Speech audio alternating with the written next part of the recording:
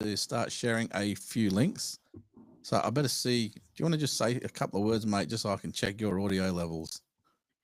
What's going on, everyone? Welcome to the Shadow Files. I am here with Gary. Hopefully, um,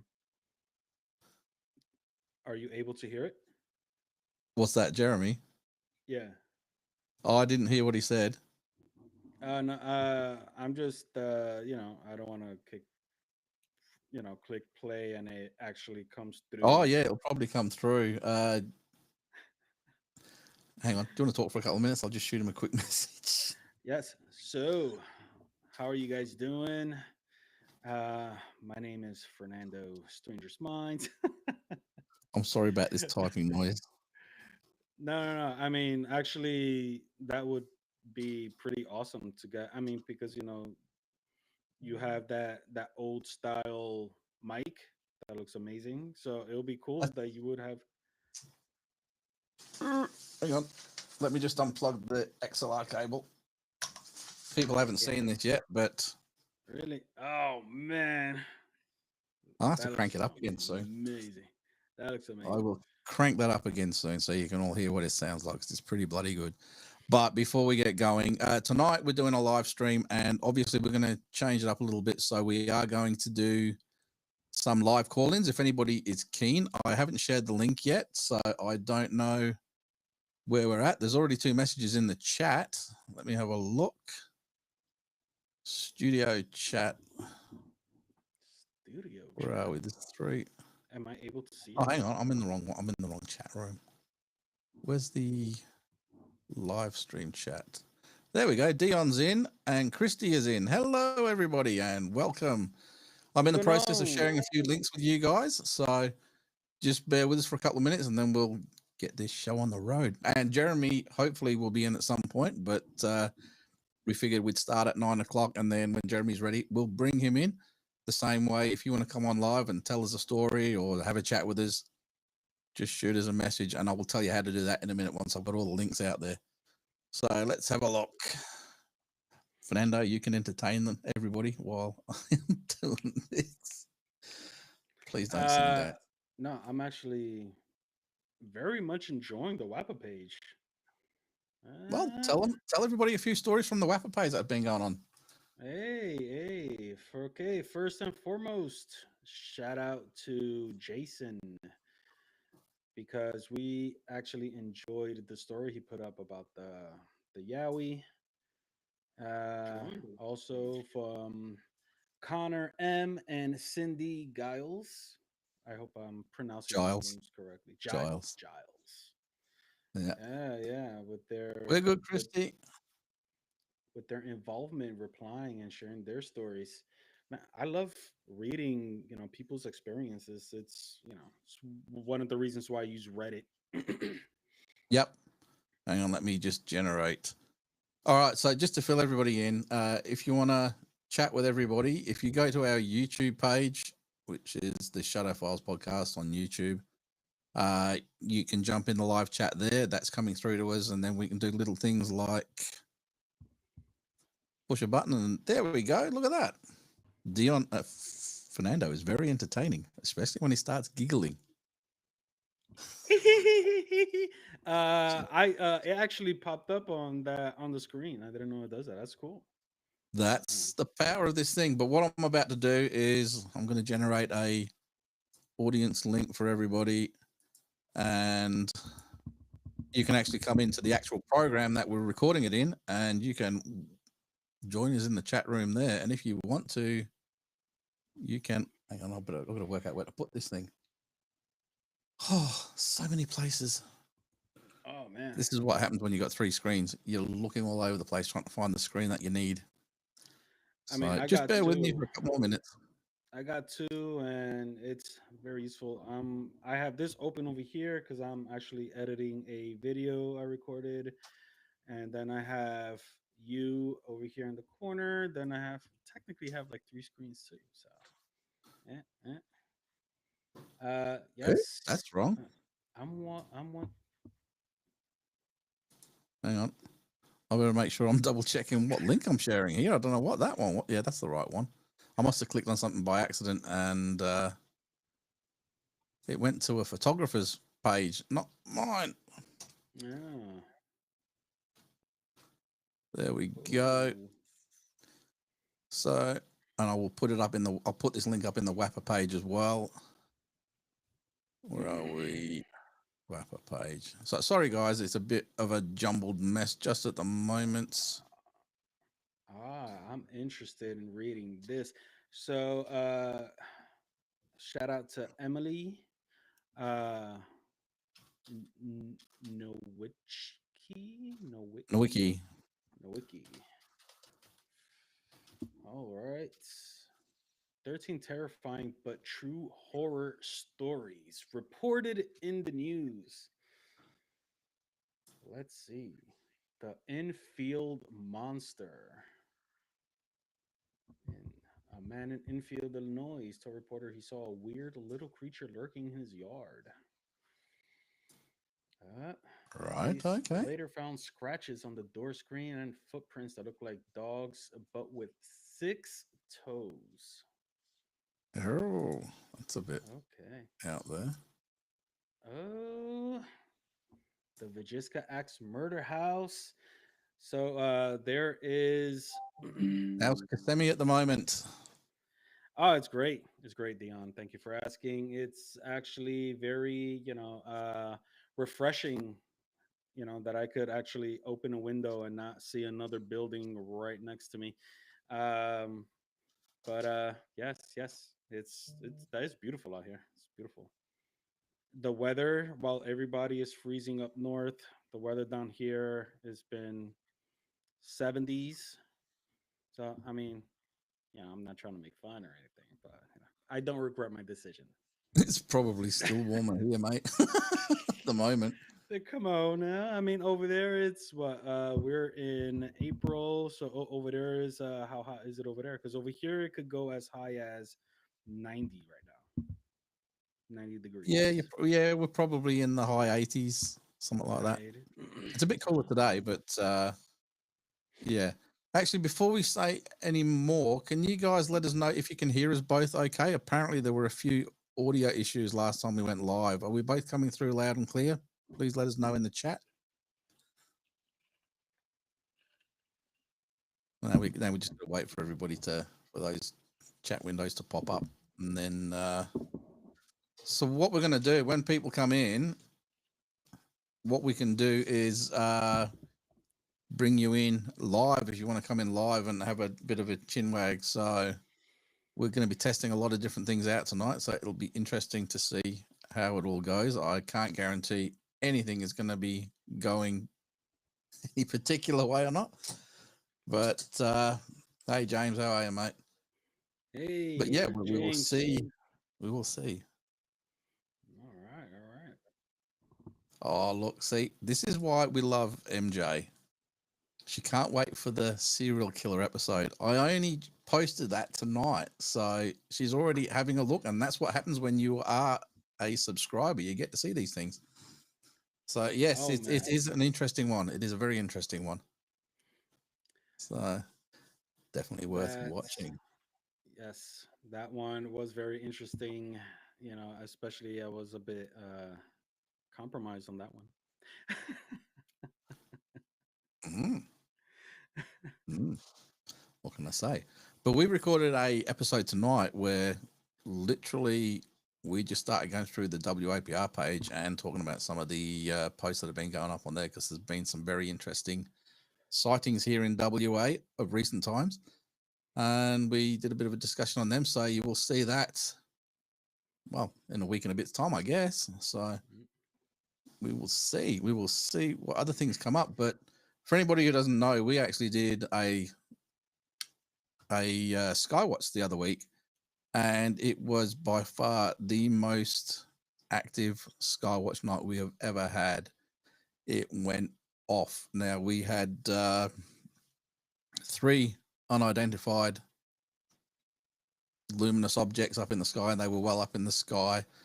They were all different colors, and they were changing colors, and they were originally flying in a triangular formation before the triangle started to deform, and they went into more of a kind of ziggy zaggy line, and then they all went in 3 different directions at different speeds, and then some of them started coming back over in the direction that they had just flown from, and then some went off in another direction. So they were definitely not satellites. They were definitely not aircraft. The thing with the WAPR page is there are a lot of people that like to say, well, they're drones or something like that. They were definitely not drones. I know that. I am a drone pilot myself. I do have my own drone, and Jeremy has his own drone, so we know what drones look like. And then one of them came back and it actually hovered over the top of us, a fair way up, and it started blinking with different light patterns. So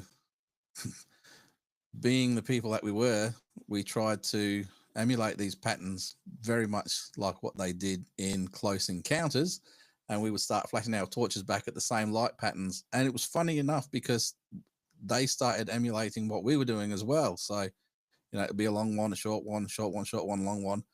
And that went on for quite a while before eventually it took off, and we didn't see it again after that. So, like I said, we were absolutely dumbfounded because we never expected anything like that. We were expecting to see some Starlink satellites. We were expecting to see maybe a few shooting stars. And at the moment, we were hoping to see some Aurora action because the Auroras had been firing off that week. But we ended up getting far more than what we expected. And to tell you the truth, we all got that excited about it. We did the one thing that we shit on everybody about, and that was we didn't take any bloody video. I was like this when we talked. I was communicating with the aliens. So that's why you didn't respond to my message. What message? I still haven't seen it. No. It was actually for that post that you put up. You guys saw something crazy, and I was like, was there a video? Did you take video? Oh, thank God for that. Christy said they can hear us both well, but it must be like a 5-minute delay. 5-minute delay. Oh well, they'll catch up. Yeah. It was a fantastic night, and we fully encourage anybody who wants to come along on one of our Skywatch nights to come along. We will be doing one more over the Easter long weekend. So if anybody wants to, that is what we're going to be looking at. And then we will probably shut down the Skywatches until next summer. And we will start cranking up the paranormal investigations and getting out there with the ghost tech. Now I've got a few little bits and pieces of equipment arriving. So there's a new take on a REM pod, which is due to arrive on Monday. So I'm going to be testing that out in the field. I've already tested out the mini theremin itself and didn't really have any luck with it. And I've got even worse luck with trying to get doing the Star Wars or the Doctor Who theme with it. I can't do any of them. But yeah. So I'm actually curious to know how much is a theremin on Amazon. Well, the mini, the big thermos, they're super expensive. Sake spots. What's a sake spot? MJ, can you tell us what a sake spot is on? Oh, same spot. No, we do go to different spots, but the place that we've been going to for the last maybe 3 or 4, we're sort of locking that one in for a while because the activity there is off the charts. So it's not the one where we used to go to near the old Sterling base down in Rockingham. We've got a new spot that we go to now, and wow, anybody that was there will tell you that that place goes off. So it's very interesting. There's no waves around, so we can actually hear each other talking, and you've got basically an uninterrupted 365-degree view of the sky. So we are definitely going to keep that one, and then we will try a few different ones as well. But that one, it hasn't let us down so far, so we will definitely be going back there. And it's the same place that we will be going on the Easter long weekend. So if you know where we're talking about, that's where we will be. I will put the time and date and everything up in the WAPA page. So I haven't done that yet, so you're hearing about it first here on the live stream. I'm actually. You said you're gonna stop the scar watches and start doing par- uh, paranormal investigations. Yeah, it's starting to cool off a little bit on a night time here now, and the weather and the cloud is getting a little bit more unpredictable. So sky watches are a little bit more hit and miss now through the summer months. You've got to almost guaranteed gonna have a perfect night for it, but we've got a little bit of a wild one down here at the moment. The wind's howling. I'm hearing a few things battering against the windows, but it's still warm. You know, it's Any still warm here. place, any place interesting you guys are planning to go to? Well, not anywhere that I could say here. I'll tell you afterwards, Uh, but we do have a couple of really cool places that people haven't been to. So, what have we got? gotcha, Oh, that's gotcha. 11 in the chat. I What have we got? We've got was. five in. We've got five watching in YouTube. But for anybody who I've shared the link on my profile, and I think I shared it in the Wapper page. If you click on that one, you can actually come right in. So I'm just actually having a look. Tonight when we were doing a show, we talked about a report of a yowie that had been sighted out in the Rolling Stone area here in WA, and then that sparked a load of comments and different stories of different sightings of different creatures in the same area, and the conversation is sparking up again there. So it would be nice to get some of those guys on to have a chat at some point, but I don't think we will at the moment. But if anybody clicks on the link to go to our Riverside studio, you can come in and you can chat in there and say hello as well, or you can do it from the YouTube page. It's easy to do either way. Or the other place where you can chat is you have to go to our Shadow Files actual Facebook page, not the group, the Facebook page. And if you comment on that live link, that should get you a message as well through to us in the chat room, and then we can see what's going on. Christy said, yeah, it's very windy up there as well. So it's obviously not just where I am, it's all around the place. So, Mm. yeah. I don't know how long we're going to go for tonight. We just want to see how it's going. But has anybody got any ideas on what they want to talk about? Like I said, this is more than anything. This is just testing the software and getting a feel for how it's all working. That's why we were hoping somebody would be keen to come on video. So let's see what happens with Jeremy when he is finished doing what he's doing. He's hopefully going to pop in, so we'll be able to bring him in then. But he's busy just at the moment, so hopefully he won't be too far away. Yeah. On the meantime, as we wait and figure things out, anybody know what you guys want us to talk about? I've got actually, you mentioned something not long ago, which would be a good one. Now, Fernando works at a place that I'm not going to name, but he was telling me a story just not long ago about. Well, let's just premise. Let's go back to a few shows ago, and we did a whole episode on the back rooms, and we did one on liminal spaces and things like that. Well, Mr. Stranger's mind's right there. Mr. Fernando may very well have inadvertently found himself in the back rooms. Do you want to explain to everybody what that was all about? Yes, yes. Where I work at, you know, they have military buildings. So I was my job for the day. This happened like 2 days ago. 2 days ago, and we were taking paint samples of the walls. So we were in this military base. We went up to the floors, and me and my partner, we decided to split up to cover more ground to get all the paint samples.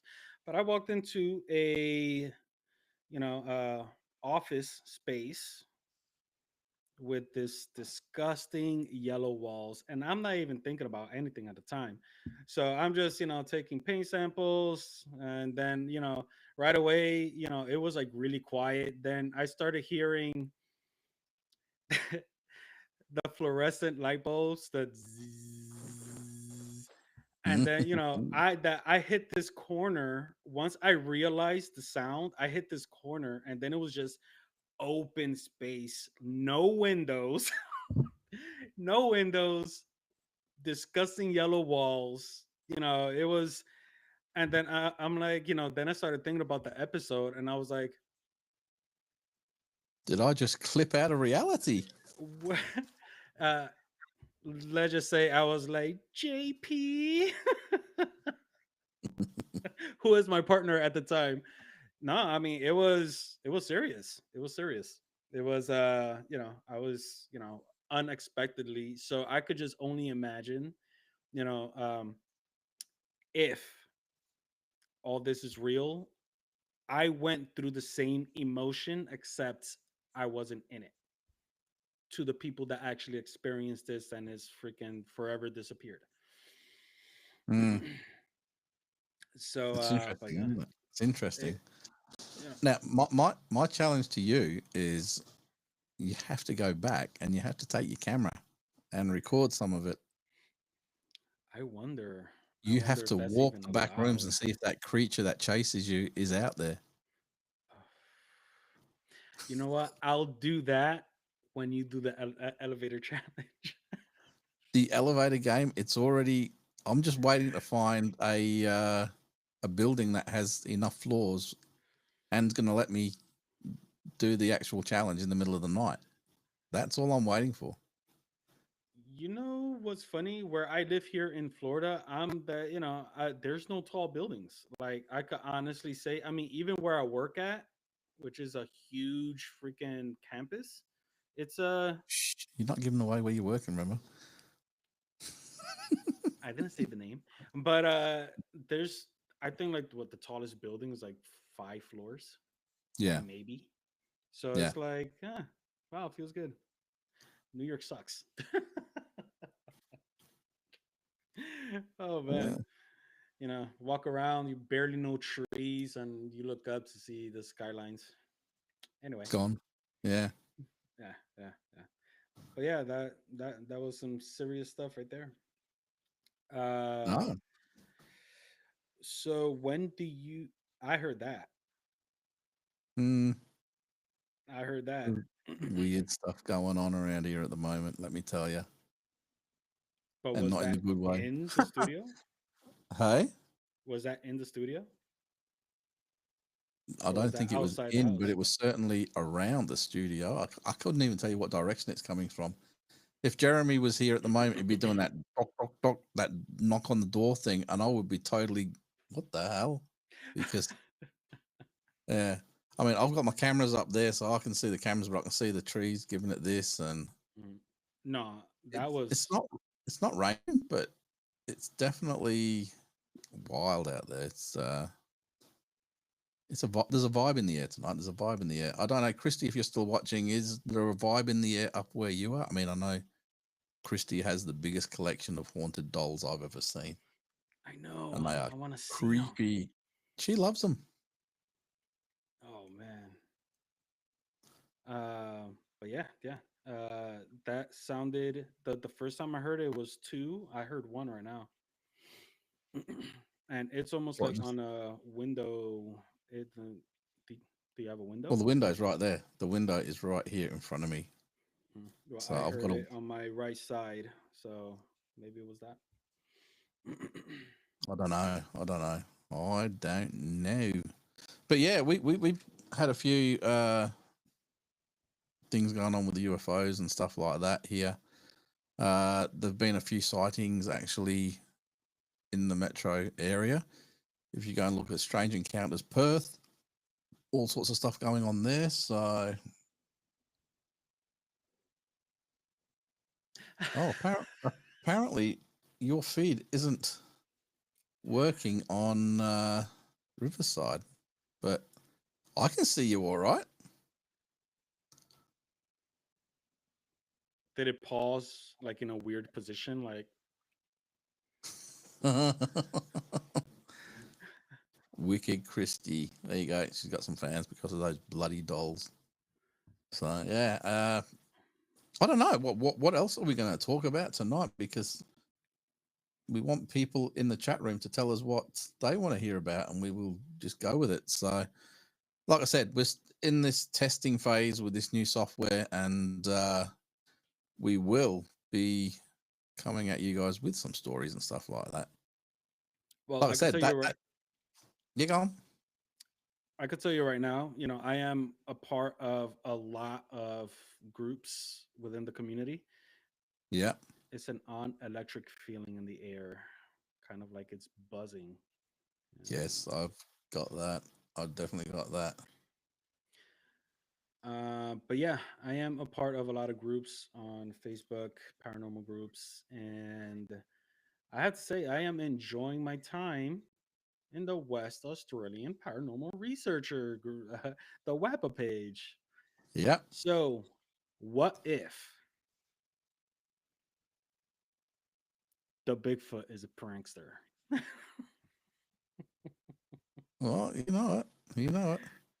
He's underwater with a Loch Ness monster. Oh, You look at shared this it. one. Look at this one here.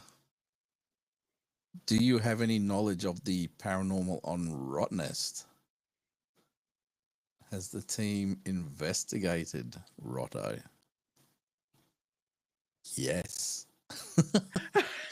Not only Please do have share. we investigated, we were actually called by the Rottnest Island Board to come in and investigate a specific case that had a team of painters leaving the island because they didn't want to be there. Not only that, but they had some phone camera footage and audio of what was going on, and it freaked these fully grown men to the point where they wanted off the island. So they said, we don't know what it is. They played it. So they actually got in contact with me, and they turned around and said, look, we want you to come out and investigate. It was winter time on the island, so it was fairly quiet. They were so serious about us that they took us over there. They put us on a ferry. They took us over there. They put us up in accommodation at the Kingston Barracks, and we had pretty much Rottnest to ourselves for the whole weekend. But not only that, when we were over there, there was a French team, filmmaking team over there that were doing an not investigation. They were shooting a film, and they were discussing the history of the island, and they were going into the paranormal of the island as well. So what happened was they had an Aboriginal elder over there, and we all sat down and we had a chat with him on the second night, and he discussed the Aboriginal legends of the island. Like they say, each of the quokkas has the spirit of an Aboriginal person who has passed away on the island. Now, where the campground is where some pretty dark and evil shit happened on the island. So he turned around to me and he said, you will never find a quokka anywhere near the campground. And we went, but there's quokkas everywhere. So, we're going to see them. They're going to be everywhere. We went there. Now, he actually taught us some Aboriginal phrases so we could use them in an EVP session to see if we could get any kind of communication happening. And we did. We got a little bit of communication, but obviously we didn't understand the language that was coming through. So we sent them to him, and we didn't hear any more. So we don't know what the translation would have been. But what was happening was over near Kingston Barracks, these painters had been working there, and something was stalking around the windows, and it was a big dark shadow. Now you got to remember, it's not a very big island, so I don't know where something like this could actually hide, but it was big. They saw this shadow walk past the windows, and the screech and the noise that this thing made. Like I said, I had the recording somewhere, and I was looking for it not long ago because I was actually talking about this with somebody. Could not find it. I'm still looking to try and find this thing. But the screech was blood curdling, and it actually scared these guys to the point where they wanted off the island, man. They wanted off the island so bad. So we were called out there. We set up cameras, we set up trap cameras, we set up infrared, full spectrum, and we had, I do believe we had thermal imaging back then as well. So we had all of this set up around everywhere, and we couldn't find anything. But what we did find was when we went searching, well, not so much searching, but we went exploring around the area a little bit further out, and we found some hidden bunkers and things like that. Oh, not bunkers, like little tunnels and things. And there was some strange droppings, I suppose is lack of a better term, bits of poo and stuff like that around the place. And we were getting right into it, and that's when we had an encounter with a Dugite. So we sort of backed away from that one, and we thought we're going to leave that one well enough alone for a while. But what was described as it was an 8 to 10 foot walking on two legs, bird-like creature. So if it was, that would probably explain why we couldn't find it if it flew off somewhere. But that's way bigger than a pelican, and obviously this thing was 8 to 10 feet walking past the windows, and yeah, this was probably 10, 12 years ago now, that when we were called out to do that. And we presented all the evidence that we could find, which wasn't a lot, but all we put it down was to some sort of an unknown bird species. Now, there's a lot of talk in America of the thunderbird and things like that, and there have been talks over here of a pterodactyl type creature. It's been sighted not far from Swanbourne Psychiatric Hospital. So who knows? But Ooh, I love psychiatric hospitals. well, yeah, it's a good one, that one. And yeah, it's like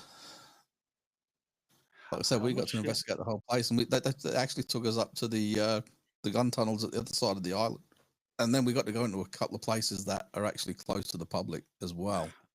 How much of the history do you know of what, the island? The Rottnest Island. Oh, that it was well, it was originally called They called it Rat's Nest because these giant rat-looking things, when the settlers were coming in, they looked like giant rats. So it got known as Rat's Nest, and because it's shark-infested waters between here and the mainland, anybody that was mainly Aboriginals, but anybody who was getting busted was just sent over to the island. And it's like, well, you can't. I mean, they swim there now. They do a Rottnest swim every year, and it just happened a few weeks ago. And it is doable, but yeah, a lot of the Aboriginal people were treated very cruelly over there. It was despicable. It was an embarrassment to, to civilization, to tell you the truth. But yes, there's all the ingredients are there for a very haunted location. Oh yeah, oh yeah. You've been looking into it, have you already? Oh my God, I'm already a damn near expert. Do share. So there was a prison. Yes. That forced labor. Yep. Between 1838 and 1931. Yep. There was a reformatory for boys. Yep. There was, and just actually, where is it? They found human artifacts on the island dating back at least 30,000 years. Whoa. I didn't know that. Yeah. Man, this place is just, but it's dark, dark history here. Yeah. Dark history. We're talking about even a European settlement in 1619. We're talking about there was a fire that actually burned down the prison. Okay. um, I don't know any of this stuff because I know that the actual prison building is the quad, which they turned it into a hotel. And we actually one of the last night that we were there, we stayed in the quad, and we thought, oh, this is going to be awesome. We're going to get some really cool activity. But the problem was there was about 5 or 6 of us in one room with one bed, so everybody was laid out on the floor, on the bed, everywhere. There were people snoring and all sorts going on. So paranormal activity is just going, yeah, we're going to go as far away from this room as possible. these guys are Uh, annoying. oh yeah. um, yeah, there were Wow, there you go. Look at executions that on one the from island. M. That's interesting. There'll be some stories there. Can you read it? I kind of missed it. M turned around. She said, "My good friend and Aboriginal anthropologist was part of the original searches for the remains of the Aboriginal people there." Wow, that's amazing. That's awesome. Yeah, in many respects, it's not too far dissimilar to Pavalia Island. I mean, it's obviously Pavalia Island's got a lot more history because it's a lot old. Well, not a lot older, but it's been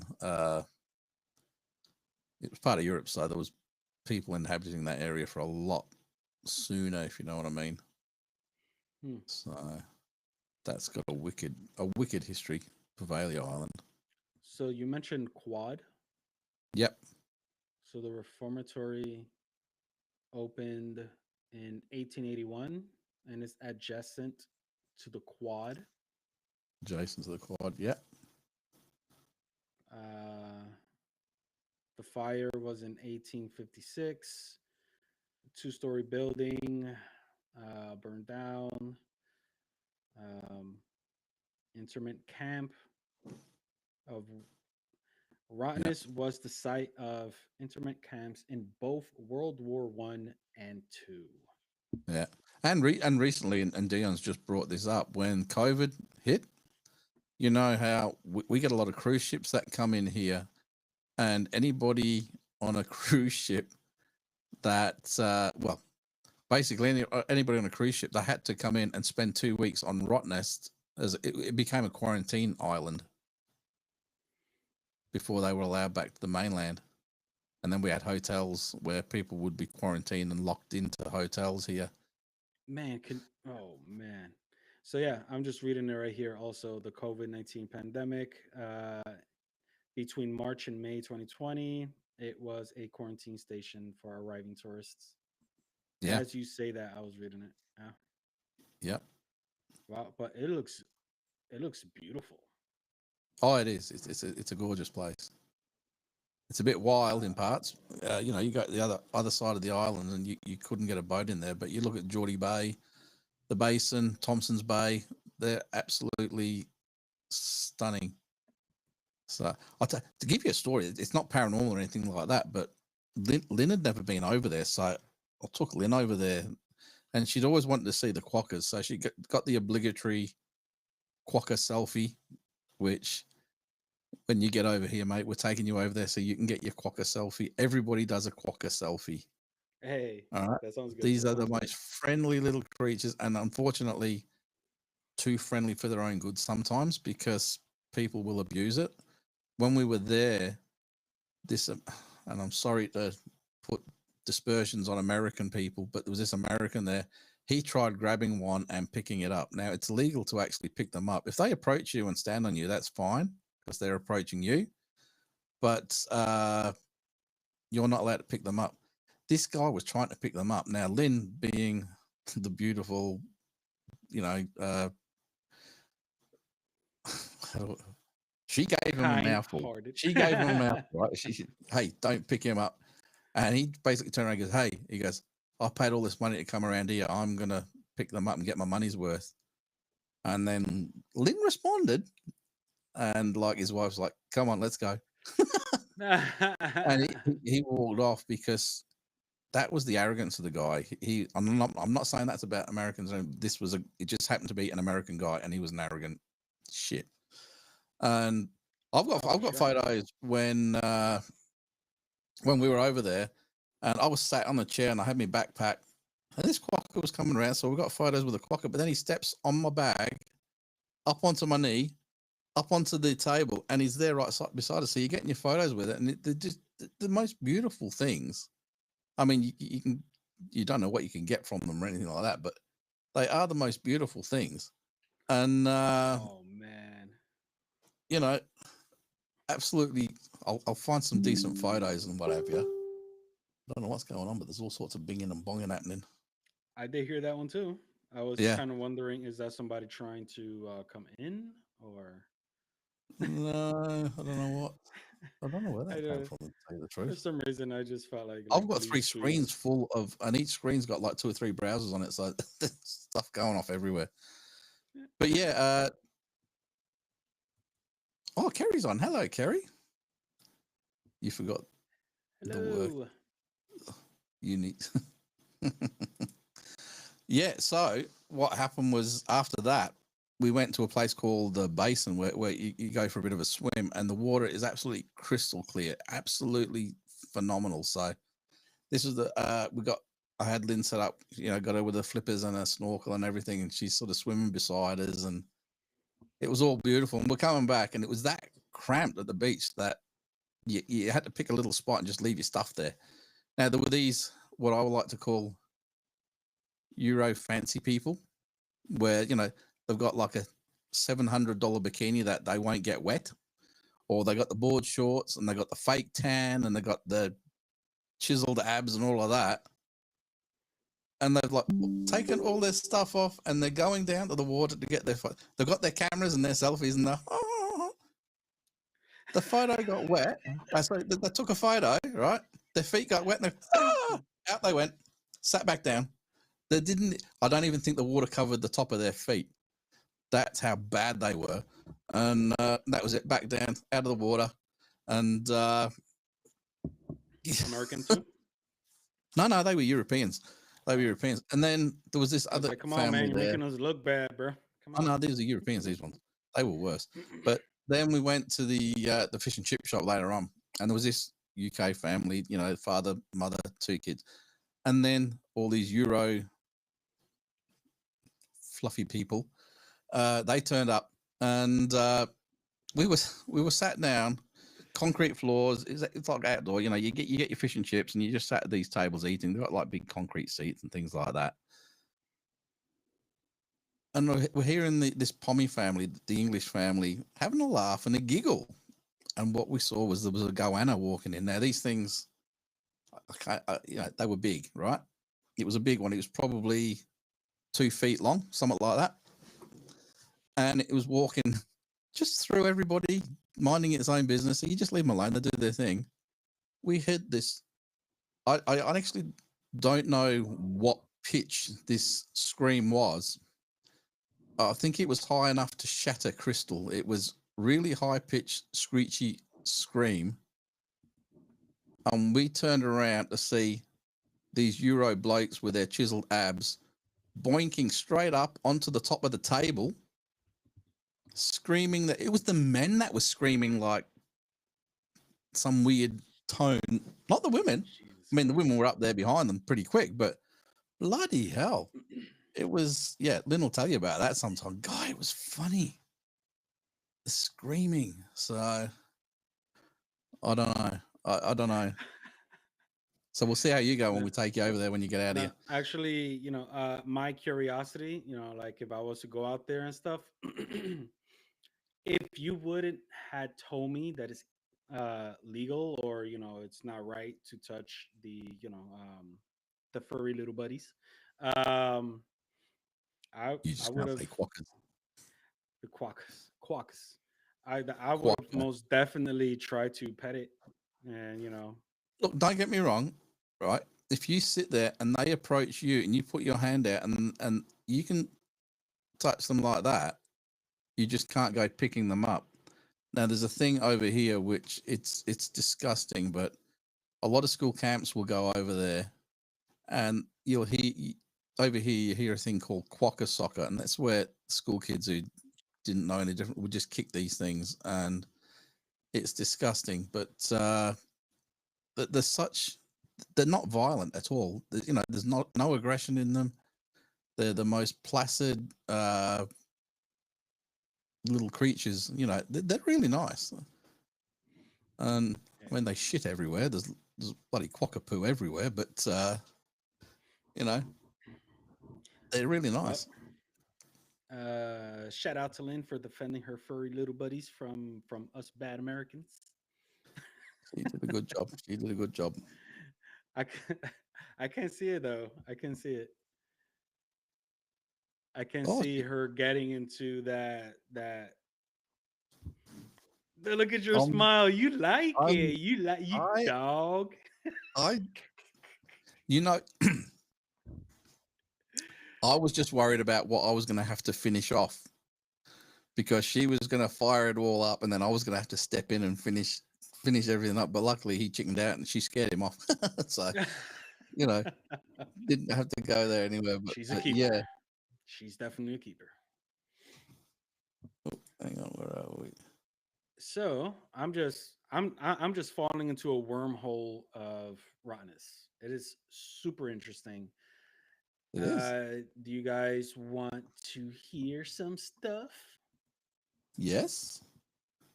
All right, that is okay. So No, here not is right. the story. Sorry, I was just responding to MJ. No, we didn't take a spirit talker over there. That was it was old school stuff. It was rods. It was EVP, and a lot of the old school things. We didn't use any spirit boxes or anything like that over there. So we would never use things like that in a proper investigation. We use them when we're doing public investigations and things like that because they're good, but you can't rely on them for actual evidence. Were you ever able to do that special experiments last year? You're gonna have to give me a bit more than that. All I remember is it's like a Estes method with orange Oh, the Gansfeld experiment. gangs fell. There you go. Yeah. Were you ever able to? Yeah. Yeah. Yeah. Please do tell. Share your experiences because I haven't heard anything about it. Well, the Gansfeld experiment is the predecessor to the Estes method. Now, in the Estes method, you just blindfold it so everything's black, and then you have a spirit box, and or something along those lines. And what you're doing is people will be asking you questions, I do believe, and then you're talking out what you hear, and then hopefully there's a correspondence between what you're saying and what you're picking up and what's being asked, so you're getting a direct response to questions and things like that. The Gansfeld experiment is what they call it's like a sensory deprivation one. Now, this was out long before the Estes method started. So what they would do, what we did this down at Fremantle Prison because we were the first team that was allowed in there overnight by ourselves, and we've done it a few times.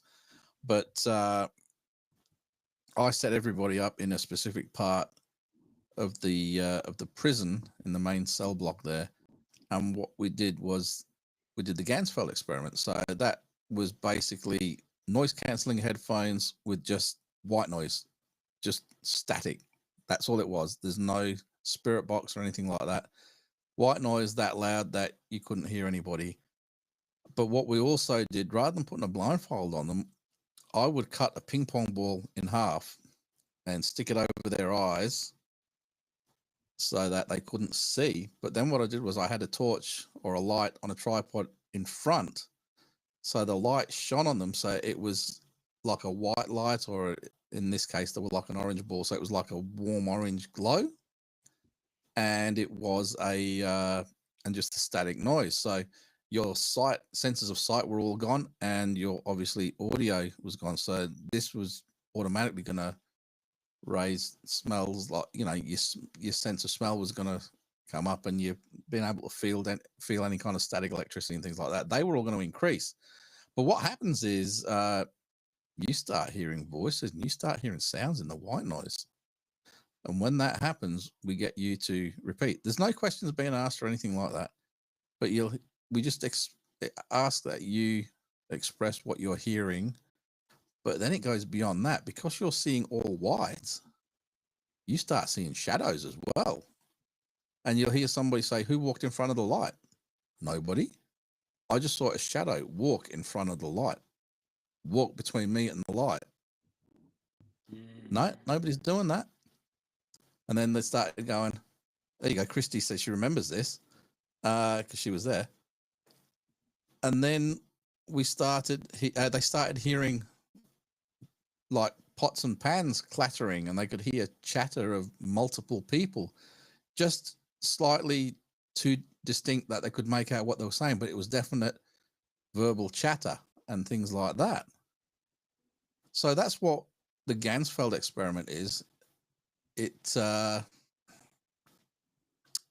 like a more bare bones version of it, but doing the thing with the torch. And I definitely recommend anybody that likes doing the Estes method, do the Ganzfeld experiment. Okay, so get yourself a big tub of ping pong balls, cut them in half, sticky tape them across your eyes so you look like one of the Simpsons, and you have to set a light up in front and shine it back at you, so it would be blinding you if you didn't have these ping pong balls on, and it's going to create a big white glow, no detail or anything like that, and see what you get. Because they were getting, like I said, they were getting all these sounds of pots and pans clattering, that kind of thing, and the sounds, and they were seeing things, people moving, shadows moving back and forwards in front of the camera and everything like that. Once we'd finished that, I actually told them where we were. We were actually in the old kitchen area of the prison. So that's sort of tied in with it, right in with it. Christy, like I said, Christy looks like she remembers the whole thing. I remember that whole situation that you guys wanted to try this new thing. I think even on live, right? Man, you're gonna make me say it. You're gonna make me say it. What? Well, say it. I don't know what you're talking about. Pineapples. I'm still lost. I don't know what you're talking about. I remember him wanting to try to do it on a live back yes. in the house. Yeah. Yeah. Okay. The freaking originally he was going to do it in the house that you were in. Yeah. And then he was talking to me about when we were supposed to be doing a live from the Conjuring house, which never happened. So yeah, I think they went to the Hinsdale house or something like that instead, but he didn't. We weren't involved in the live for that one. Yeah, no, he's a complete whack job. But that was, unfortunately, I was with him through and through for, like basically we were everywhere together.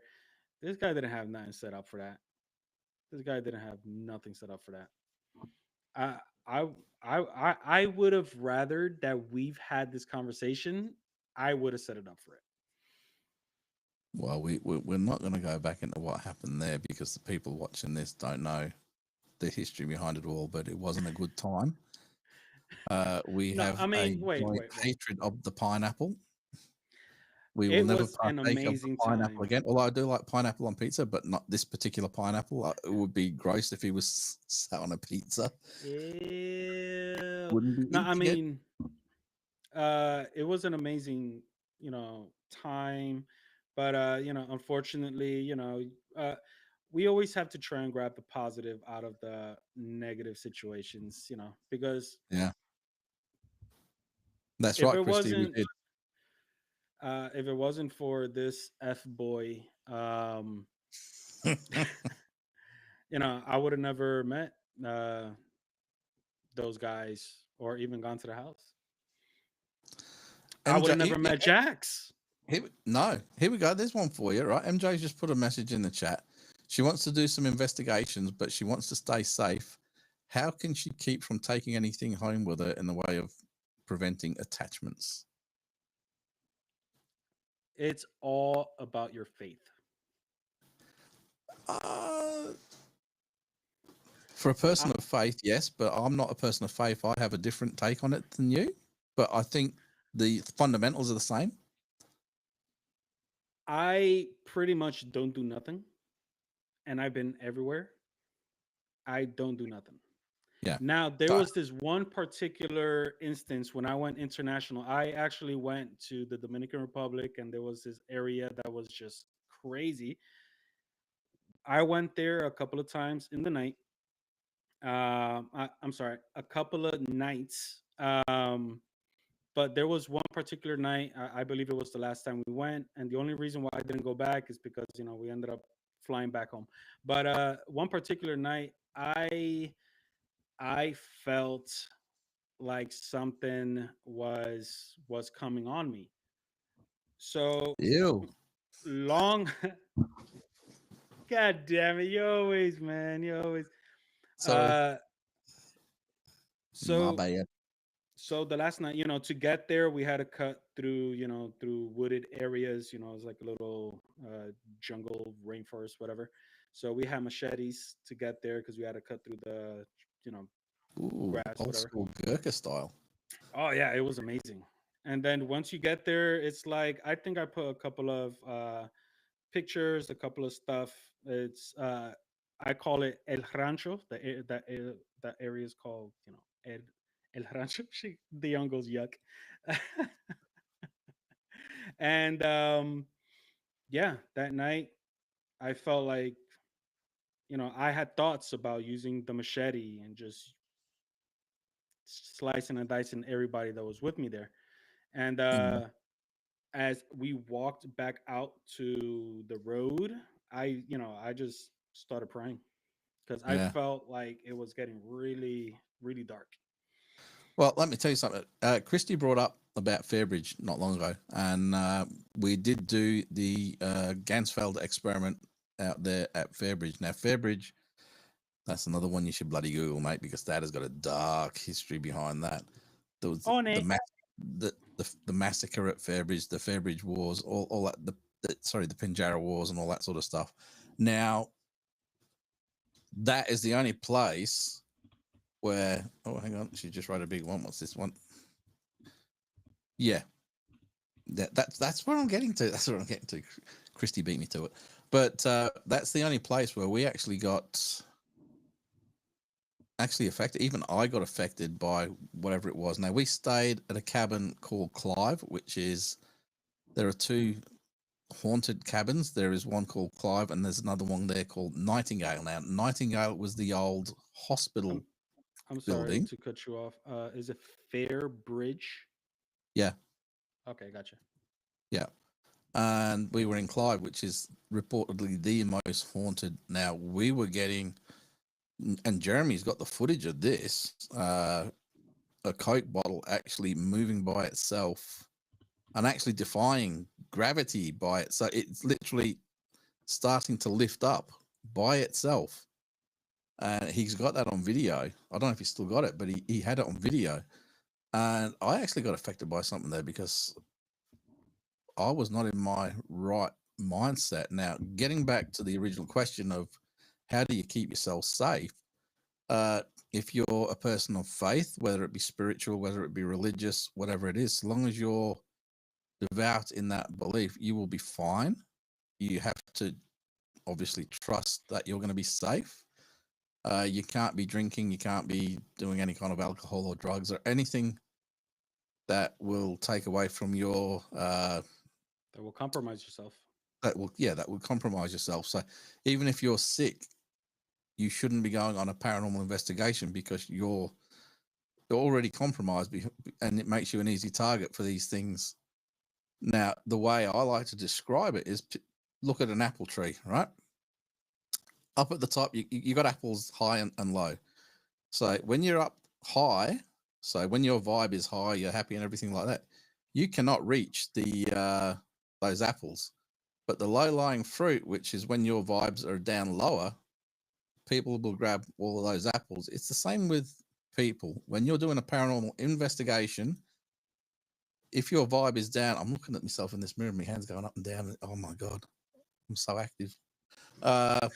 Yeah, when your vibe is down, it's easy for a negative energy to grab onto you and attach itself and, you know, play havoc. I believe that. If you keep your vibe high, so you keep a positive attitude and you've got nothing bringing you down, you're basically like a Teflon pan. Nothing will stick. It just slides straight off. So that is my best, well, that's my best advice, really, is just make sure that you're in the right headspace before you do a paranormal investigation. Go out with the I right agree. people, because 9 times out of 10, it's not spiritual attacks that you need to be worried about. It's about being in a place where you got to be worried about the living and the undesirables hanging around. You know, whether Yeah. they be druggies or whether they be this or that. You have to be aware of your surroundings and you have to be aware of the people around you. And it's always good. So I would suggest always going out with a group of people that are very like-minded people, and the safety, and there is safety in numbers. So Yeah. that's For my sure. bit of advice on that. Yeah, for sure. About negative people, I have a lot of experience with negative people. Although, no, I can't say last year. Like 2 years ago, I old friend of mine. He started noticing that I am doing all of this social media stuff, paranormal investigating. Getting out there. So he actually wanted me to go out to New Jersey and go to some places that he wanted to visit. And even though that he's like a childhood friend, I was like, yeah, let's do it, and cool. But then during the time where we were planning this, we were communicating, and he was going through a lot of personal bad issues. And Yeah. yeah, I was like, no, it's not a good idea. It's not a good idea. He wanted it to go to Mm. places. I believe there was one called the Devil's Tree, the Devil's Tower, all of this, stuff in Jersey, places that I want to go to. Uh, but I was like, no, no, you're not ready for it. You're not ready for it yet. No. Get yourself right. You need to be, mentally strong right now. If you're weak and going to places like this, even if it's not even paranormal, but your own brain could even conjure, dare I say, conjure something within you to do something. Yeah, I mean, manifestation for sure. I'm just going back through the chat, and Dion brought up the Swan View Tunnel because I caught up with him out there a few weeks ago because we were going to do some video, which ended up being, I don't know if you've seen the one where it's just me and my family. And if you watch that, I do mention at the start that some of the team actually got affected by whatever was going on at the tunnel that particular night. So instead of it being like a group thing, it was just family members, and that was Dion. Dion really got something. He got there just before us. We were sort of following him up. I don't think he saw us at the time, but I was doing some filming along the way, so we were probably 5 or 10 minutes later getting there to the end of the tunnel than he was. But what he'd done is he started doing a walkthrough, and he said he got about probably 2/3 of the way through, and Dion could probably put it up in the chat. Something really started to mess with him and affect him. So by the time we got to the tunnel, he was already back at the start, and he was sat down. And he said it was something was messing with him, and he wasn't feeling very good at all. And it got to the point where he said he couldn't really go any further. So he said he was going to leave and head back home. And he walked back to the car. By the time he got back to the car, which is about 700 meters away from the entrance to the tunnel, he was fine. And he was sort of like, well, do I go back, or is it going to happen again? So he ended up going home anyway. And he apologized, and he was sending me messages and stuff like that. I said, look, mate, when stuff affects you, you can't keep pushing through. You've got to accept it, because once it's affecting you, it's basically got a hold on you. You know, you've got to fight it off. So you've got to get out of that mindset of you've been defeated. You know, it's got its teeth into you or whatever. And I'm just looking at what Christie's on there. We've been chased out of the tunnel on investigation. Yes, I know. I remember that one. And I'm not talking by people either. There was something dark in the tunnel that night, and it was showing up on the instrumentation. People were feeling it. You could see it was affecting the hairs on people's arms. So there was a definite electromagnetic something going on there, and it was enough to get everybody out. Yeah. So I'm gonna share a story of what happened with F Boy. Uh-huh. So I took him to Kings Park. Yep. So in the just in case for you guys, Kings Park Psychiatric Center in Long Island, New York, Yeah, abandoned location. not Kings Park in Perth, not the big park in Perth. Yeah, hopefully soon, maybe. Yeah. But you know, I took him to the hotspots where, you know, since I've been there so many times, I know where everything is. I know what's the good places, or even I know through where we could wander inside, if it's a good way. Um,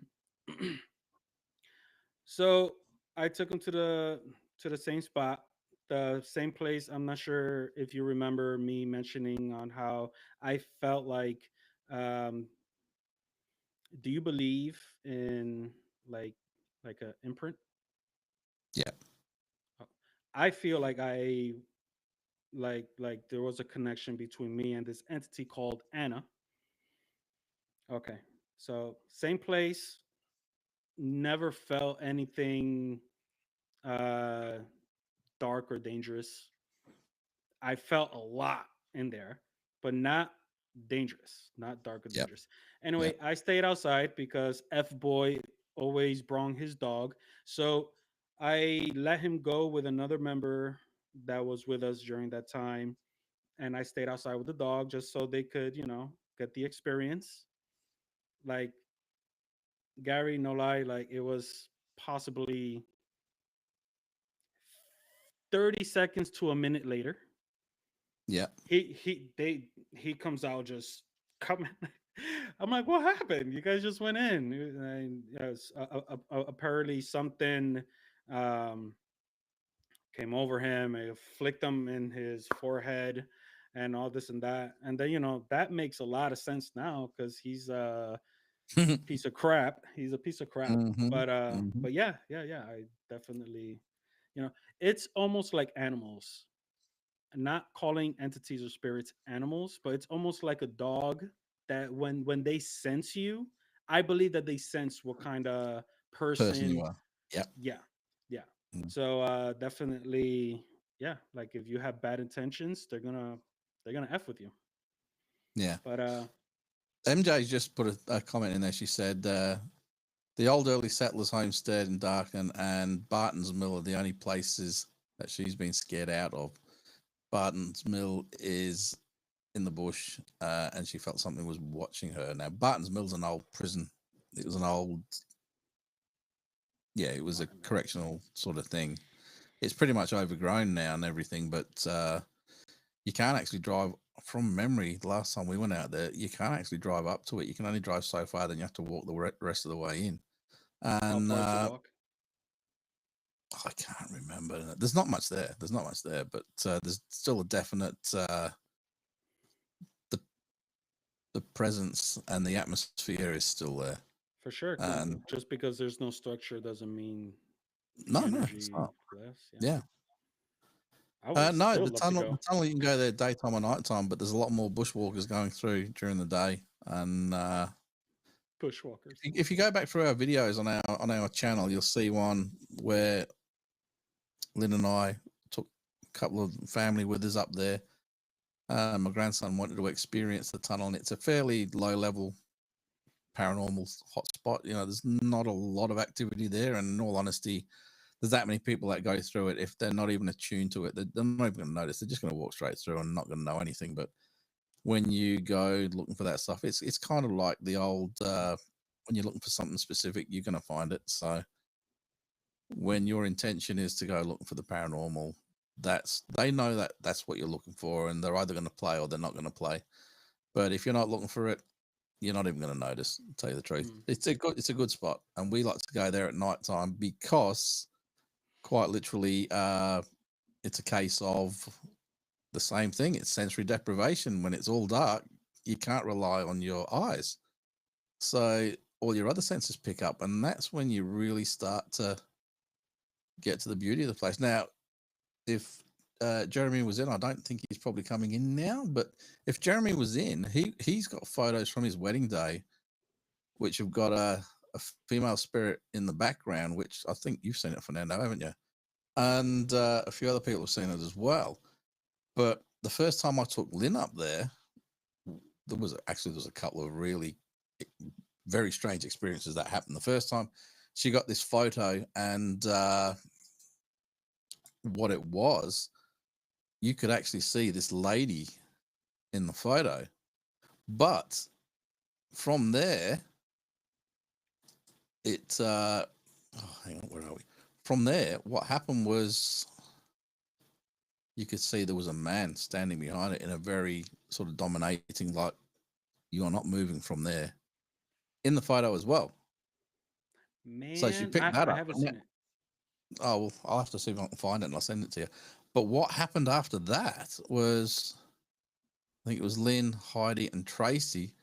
They were starting to head down towards away from the entry to the tunnel, towards where that big cliff part is that you'll see on that video that I did. And I remember, because I was talking to this other group, there was another group that had rolled up at the tunnel as we were sort of finishing, and they were just setting up to do their investigation. So I was having a chat with them because they were doing the same sort of things what we were, but they were using different kinds of equipment and stuff like that. So I was just interested. So we had a good old chat. Next thing I know, I'm hearing this running and sort of not screaming, but there was definite urgency. And it was Lynn, Heidi, and Tracy running back. They were walking down the, if you've ever been to the tunnel, there's that like this little channel that you walk through leading into it, where they're starting to cut away at the cliffs before the actual tunnel. And they said, so both sides are much higher than where you are. They heard this almighty screech of something really big over them, and it scared the hell out of them. So they came running back to where we all were. And they still talk about that to this day. And that reminds me of the noise that happened over at Rottnest. So that is really, really interesting stuff. So there's definitely something flying around out there, and I don't know what it is. I don't know if you call it the Mothman. I don't know what you want to call it, but there's definitely something flying around out there. And that ties in again with the reports that have been heard around the old Swanbourne Psychiatric Hospital, which is, I think it's an old people's home now. But You just gotta I love mean, I've psychiatric places. investigated that place maybe once or twice That does sound naughtily, amazing. but at least once or twice with permission. So I've told you those stories, and that place was one hell of an active location. But yeah, we have some kind of a winged cryptid somewhere around in Perth. Doesn't get seen very often, but it does get heard. And I don't know what it is. Interesting. And that ties right back to what we started at with these cryptids that were happening in and around the hills, because the Swanview Tunnel is in the John Forrest National Park, which is in the hills.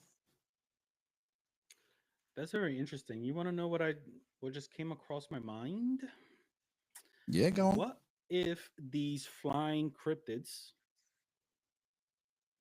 are related, just like how, Bigfoots, Yowies, all of these? Because I know in Jersey there's an area that they have a Jersey Devil, and it's pretty much That's like got the face of a horse, and it's got wings, and looks like a pterodactyl. Looks like a yeah, pterodactyl.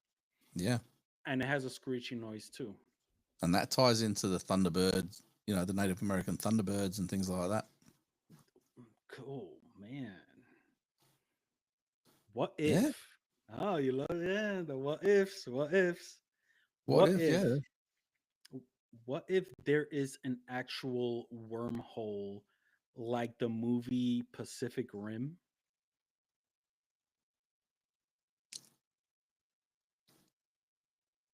Yeah, that was a bad film. No, no, no, no. Yes, it was. But what if there's some sort of wormhole where these creatures come out of? Oh, that I am very aware that that is a big possibility. I partake to the, like I said to you before, when we did our last paranormal hunt, where we did a cemetery, and we came across what, by all aspects and all literature, you could call a portal to the fairy realm. Mm. Everything about it screamed that, and there was weird stuff happening. We were getting all kinds of anomalous readings on the uh, electromagnetic meters, and we were getting light anomalies in the photos that were being taken, and they are essentially a portal. So I do believe they are real. And whether the back rooms is a case of inadvertently walking through a portal into the back rooms, and to anybody else, you just clipped out of reality. I don't know if that is a case. I mean, I don't know what kind of I don't know what kind of a reality that would be, where they paint everything bloody yellow. But you just don't know. You just don't know. Yanchep, I could tell you what, it could mm, be military. potentially. Yeah, very potentially. We she's just talking about Yanchep. We haven't actually investigated anything out at Yanchep except, and again, I'm not going to go into details on this, but we were contacted by a TV program over in Sydney several years ago. They had a exorcist coming over here to do an exorcism of a lady that lived in Yanchep, and we were asked to document it because he wanted to go with a minimal crew, and because it was sort of a low budget thing. They contact me to see if I would film it for them, and we were in there. So while they were here, we got to investigate a couple of really cool locations as well. But I documented this exorcism of a lady out in Yanchep, and that was some freaky ass stuff. That was some. I'm not going into details, but yeah, it could have very potentially have been something from around the area that latched onto her. Man, I wish I could see it. I actually don't even know if I've still got the footage, because I had to hand it off to them, and there were some caveats to the whole thing that I wasn't allowed to share the footage with anybody else, because it was going to be. I didn't get paid, but I got to be part of it all, and it was going to be part of a Channel 7 special, but they refrained from telling me what the name of it was going to be, so I don't know what it was. Oh man. Yeah. Well, what's important is that you got the experience. I mean, scary experience, but that's an experience nonetheless. I mean, Well, like I said, I've actually documented 3 different exorcisms. 2 with Father Barry May. God rest his soul. He's not with us any whichever way around it goes. I'm not a religious person, but you know, see, for me, my Holy Trinity is keys, wallet, phone. Uh, I do that every day when if I get up from anywhere, keys, wallet, phone. It's like a my lower God. level Holy Trinity thing. Can't forget anything. But yeah, man, everything's happening over here on the screen in delayed reaction. I'm seeing what's happening here like 30 seconds later. But yeah, they are very different kinds of, because one was a spiritual kind of exorcism. It wasn't a, the family weren't religious, and he wasn't a priest, but it was a spiritual cleansing. I don't know how you want to call it, but Father Barry May, he did it the traditional way. So I documented that. He usually had his own team that did it, but he actually asked me to be involved. And it was recorded on 2 cameras, one in the visual light spectrum, and one of them was infrared. So they were both on a tripod. It had a mount on the top, and both cameras were sat on this tripod. And the one thing that I was told to do was not to make eye contact with the subject, the possessed person, at all, because as soon as you make eye contact with that, they know who you are, they know your history and all that kind of thing. And what happened after that, I've shared with some people. You know some of it. Jeremy knows some of it, and the team knows some of it, but I won't tell anybody. Lynn knows more than what anybody else does, but I will not tell anybody what happened. But I can say the head didn't spin and the projectile vomit didn't happen. But that voice thing, did. It sounded like there was 3 or 4 voices coming out of her mouth all at once. The strength thing did. The urination did. And the spitting did. And lots of other bits did. All the good stuff, like walking on the walls and the ceiling and the levitation, didn't happen when I was there. But I was there pretty much for a good part of the night on each of the occasions, and yeah, it was it's burnt into my head even now, and because I'm a very skeptical person naturally, you know, by nature, I'm still looking for explanations for some of this. I saw this little 50-kilo lady needing to be held down in the chair by 3 or 4 guys as big as me, and it was a struggle. No 50-kilo lady should be able to fight off or stand up against the pressure of 3 or 4 guys who were all 100 kilos plus each. You know, it was just not normal. And she had, I can't remember, it was 2 or 3 daughters. She had daughters in the house, and they were freaking out. Now, what would happen is he'd go through the rites of exorcism and stuff like that, and then all this nastiness would happen, and then it was like she would almost go blank, and then she came back and she was a normal self again. It's almost like, and the only way I can put it, and it's actually part of the way that Father Barry May put it, is we actually wear the thing down. It can only come out for short bursts at a time before it needs to replenish its strength. And when that happens, the mother comes back, and she'd be good for half an hour or an hour or something, and then she could recognize the feelings, and she goes, it's starting to happen again. And she recognized that she was starting to lose control. So we would get her back to the chair, and everyone would be ready to start. Now, this happened probably 3, 4, 5 times throughout the night. And it wears you down, man. It really does wear you down. And it does become this battle of wills of who's going to outlast who. And I don't know what better way to put it than that. You know, I'm not a person of faith, but I do have my own beliefs. I just won't pigeonhole them to any one type of religion or anything like that. And in all honesty, the beliefs that I have, you could probably tie across just about every religion that there is out there. And I live my life by treat people how you would want to be treated yourself, and how you would want people to treat your family members. And if you treat them like that and they treat you the same way, the world is a better place and there's respect, mutual respect, and stuff like that.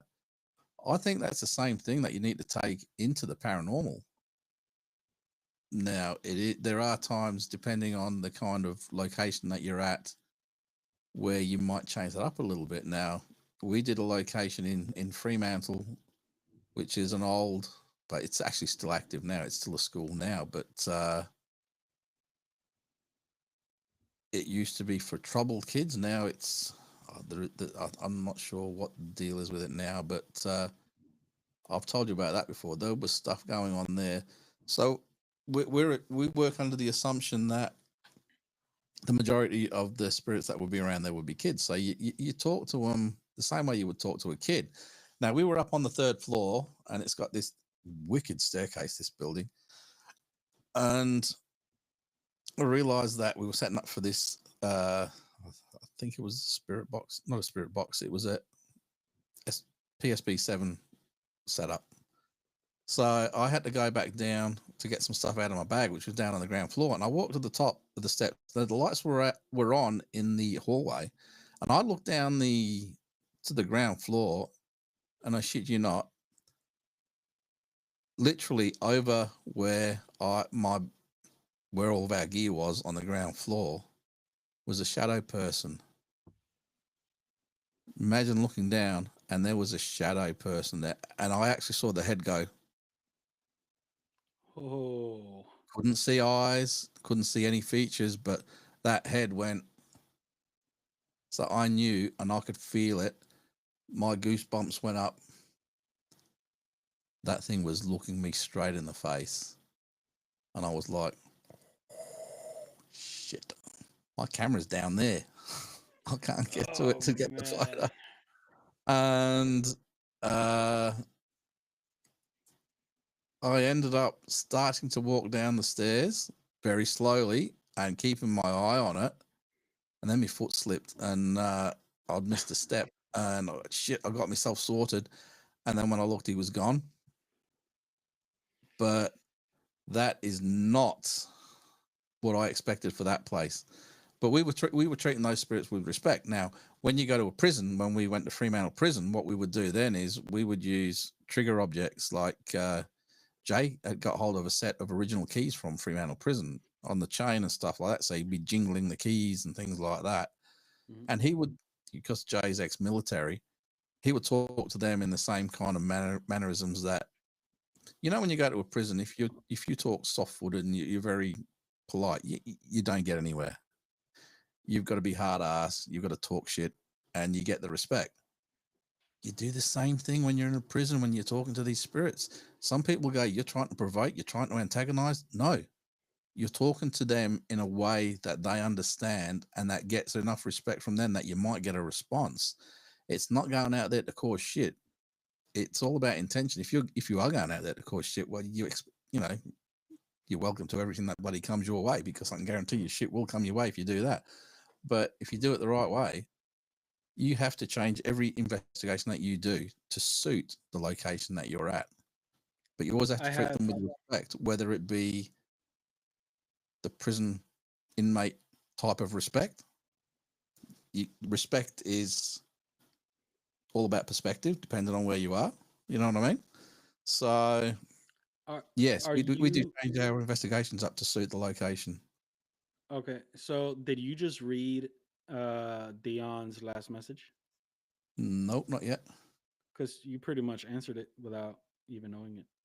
Did I?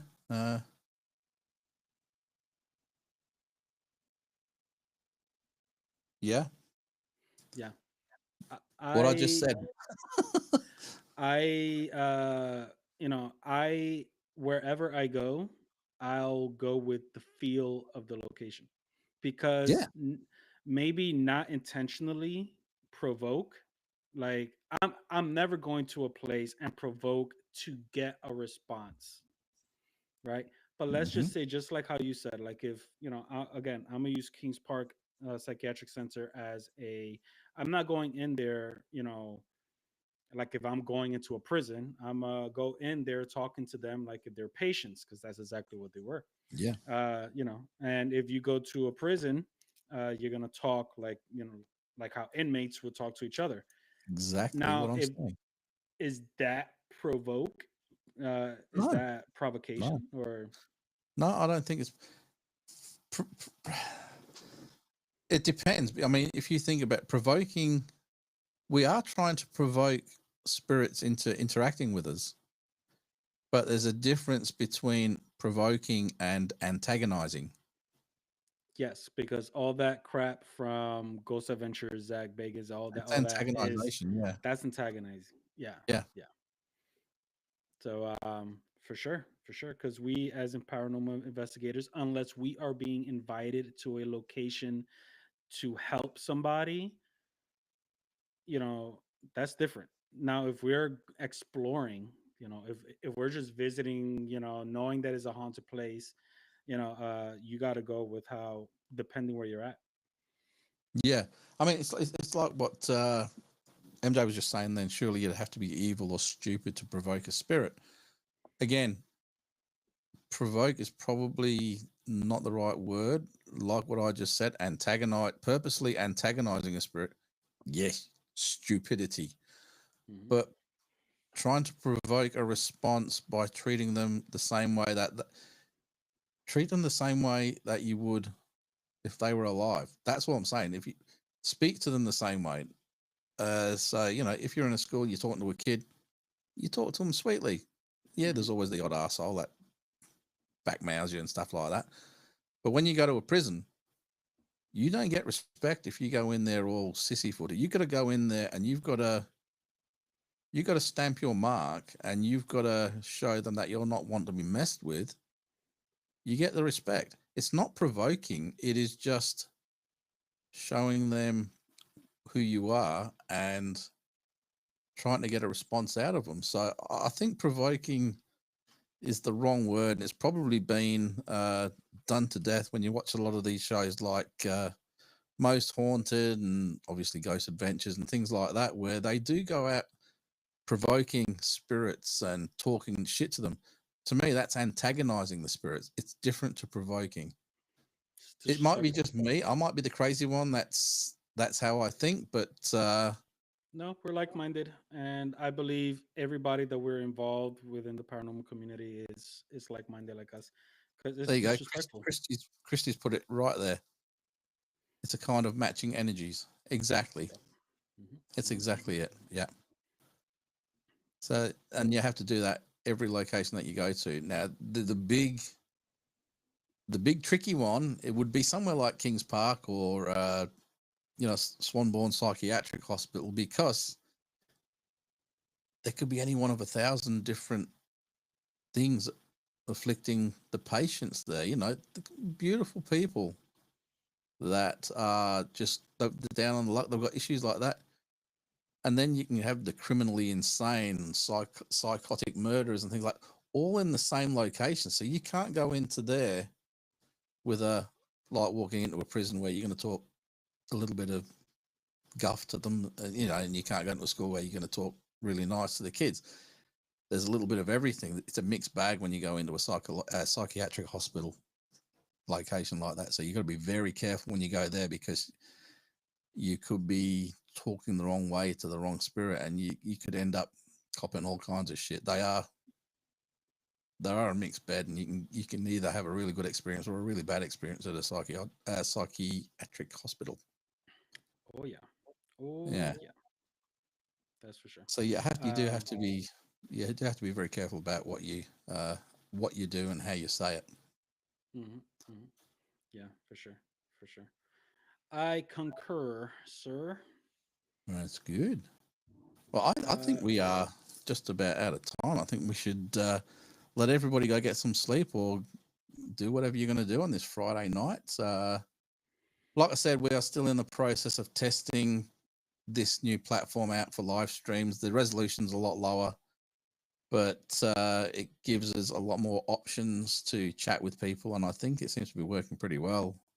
So long as we are still coming through loud and clear, can you all please just confirm again whether you're hearing myself and Fernando at about the same kind of level, audio level? Because the last one that we did, I was really quiet and Jeremy was really loud. So I'm tweaking the settings and things like that to try and make sure we got everything about right. So, I'm very curious to know if my feed came back. well, I haven't lost you. I can see you all the way through. Yes, I agree, Christy. I agree. Yep, Christy, Oh, 100%. She's one of my investigators, so she knows the right way to do things. oh man, can't wait to meet everybody. Um, but before we log off, I was going to show you because I have this thing on my desk. So I was trying to do some research to find out which prison, and unfortunately, it was during the time where I went to like so many different states. So I can't even remember the state. So I am literally Googling abandoned prisons in the US. Yeah, And I'm not sure which one of these prisons was, but they were, it's an abandoned prison, but they were going to start demolishing it to take it down. But there was a specific paranormal group that did tours inside this prison, yeah. and they ended up getting some artifacts from the prison as like like a remembrance and all this and that, since they were demolishing.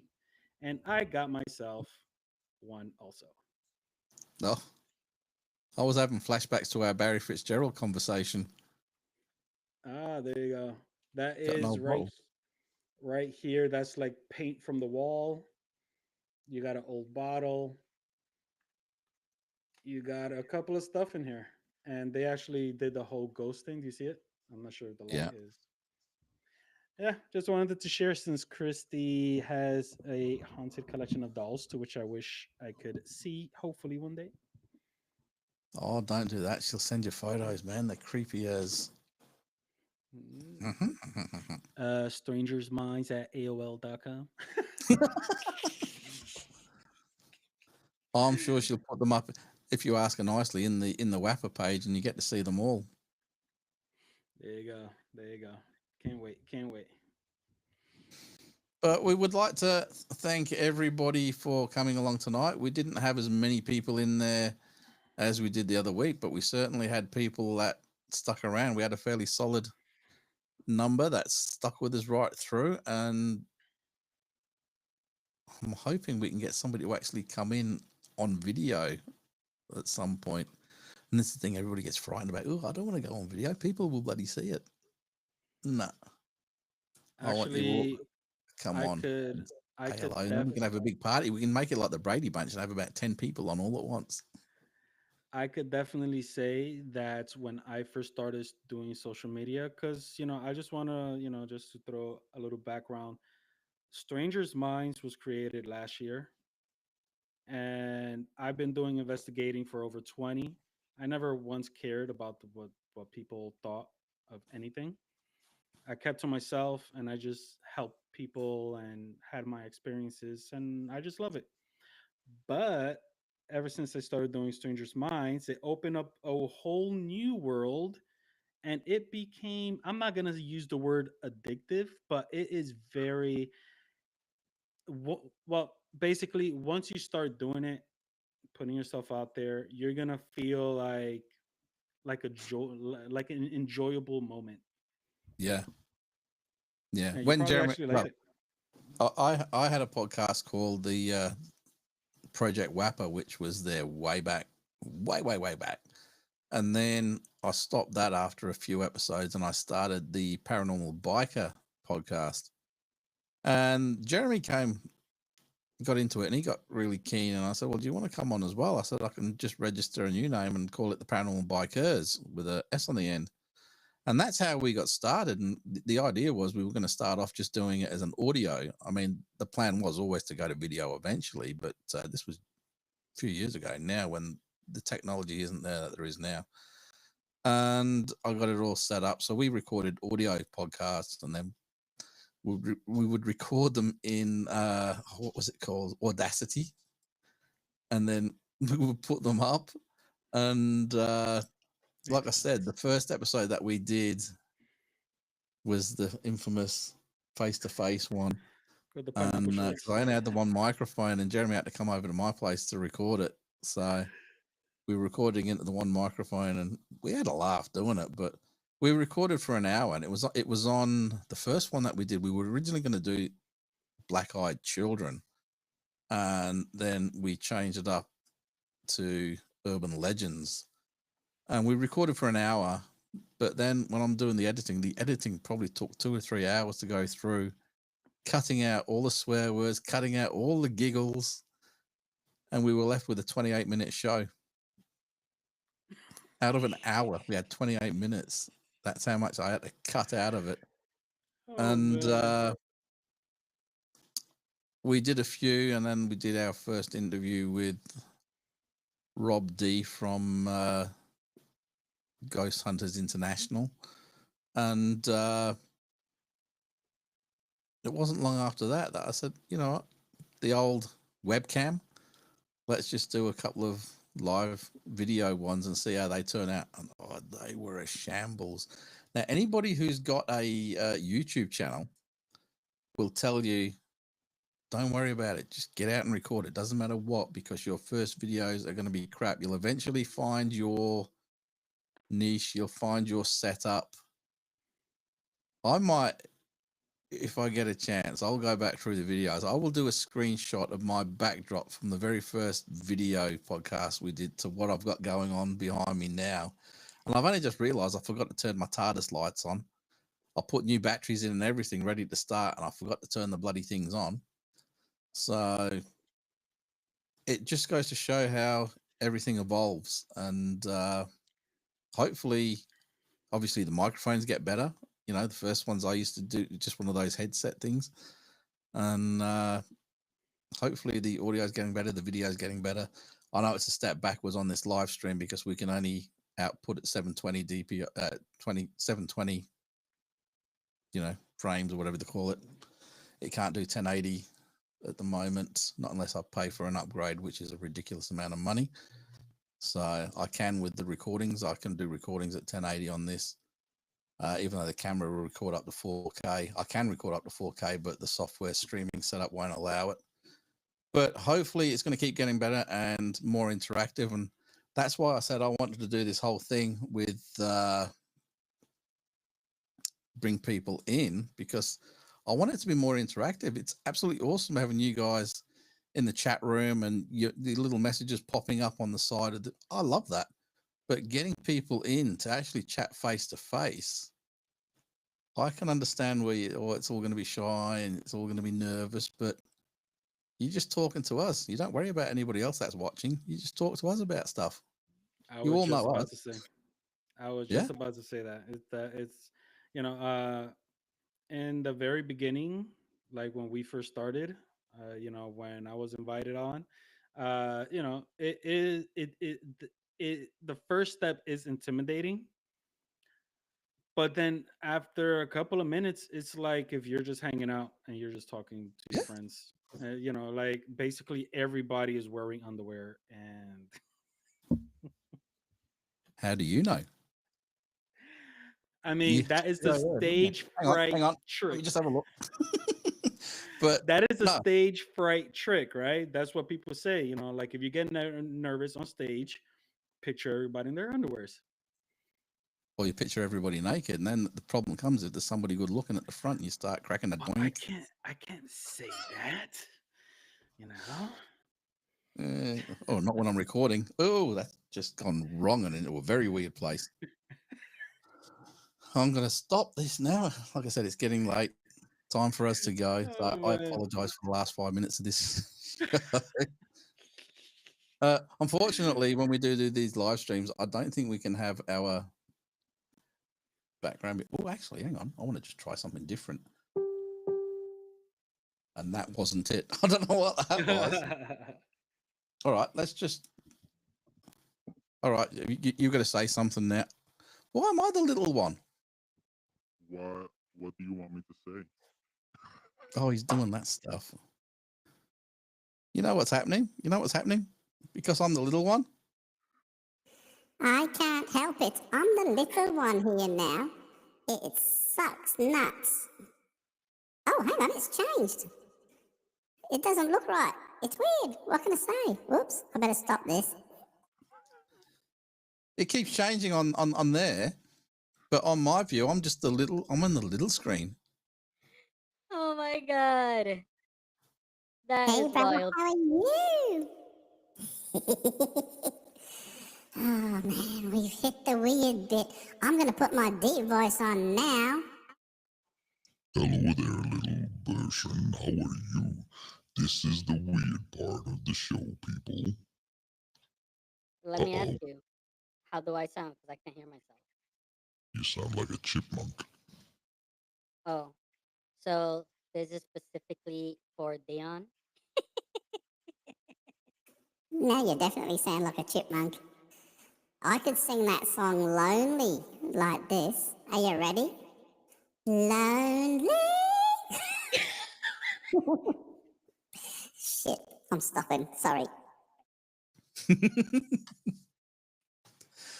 That was bad. Holy crap! That was amazing. That was amazing. Oh, Oh, you man. know, I kind of missed something. What did Chrissy say? I don't know. What are you talking about? She messaged, and I was laughing too much, and I. Oops, sorry. oh, yeah, I'm back to normal now. I do have other voices there, but I'm not going to go through all of them. I'm pretty sure she's talking about the photos of the dolls.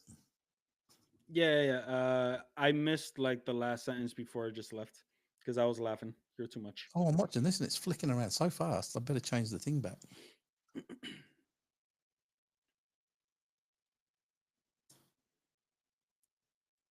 There you go. Now you're on full screen.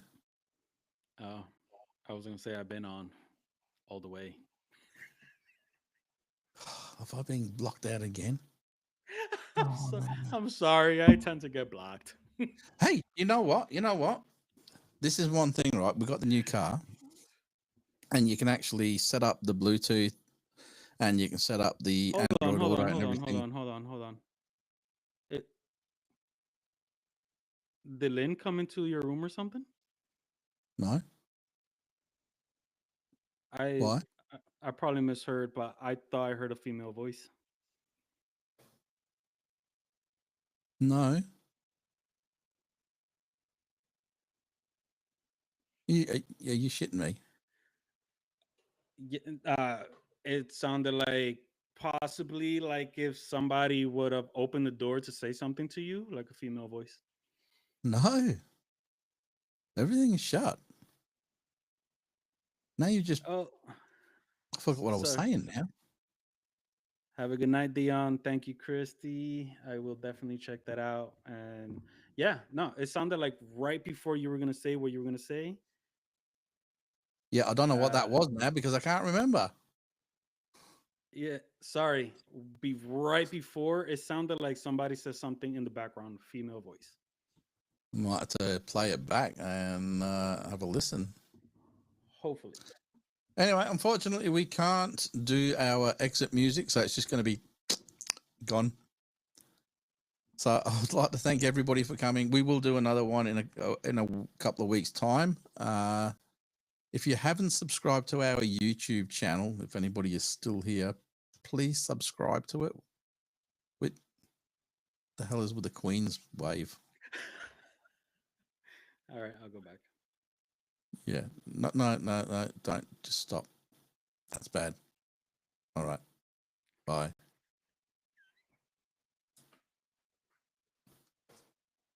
That was it. That's where I stopped it right there.